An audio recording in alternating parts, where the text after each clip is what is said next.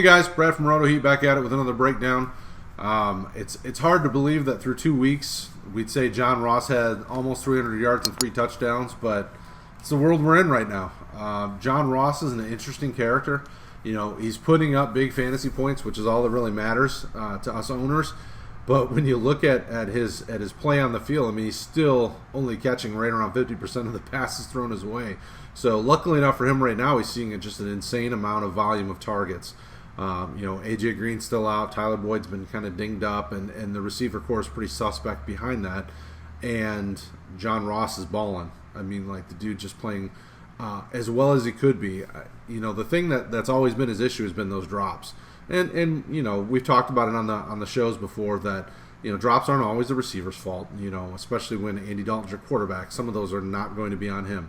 I think until AJ Green comes back, you can expect this kind of target share. He's out on the field on most of the snaps offensively. He's getting involved a lot. They're giving him some deep stuff and using his speed to kill the defenses, and they're going to be playing from behind. We saw week 1 they were a competitive team. Week 2 they got kind of beat up a bit, and they're just not. I mean, they're kind of coming back down to earth. They're going to be a team that's playing from behind. So John Ross is a guy that I would definitely say in redraft is rosterable. Probably, at least for now, while we know that he's getting a high volume of targets, he could probably help you out with some of these other receivers. I'm assuming you probably drafted a guy like a Dante Pettis or some of these receivers that were hyped up in the offseason and not producing right now. Ross is a nice guy to kind of stick in your redraft lineups. From a dynasty perspective, he's already on rosters.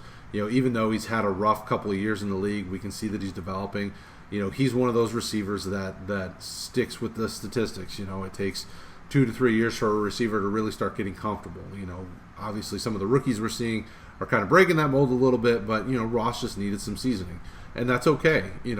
Some need that. He's playing pretty well. I would definitely encourage you to try to pick him up if you have the ability to pick him up. I wouldn't trade a ton for him because we want to see this for an extended period of time. I want to see him stay involved heavily in the offense once AJ Green gets back from injury. I want to see a little bit more before I'm willing to put up much more than probably in dynasty a back end second kind of pick would be about where I'm comfortable at this point.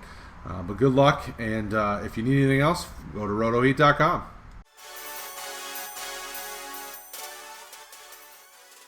Don't forget, make sure you hit the subscribe button and notification bell so you don't miss any more fantasy football content from the RotoHeat.com team.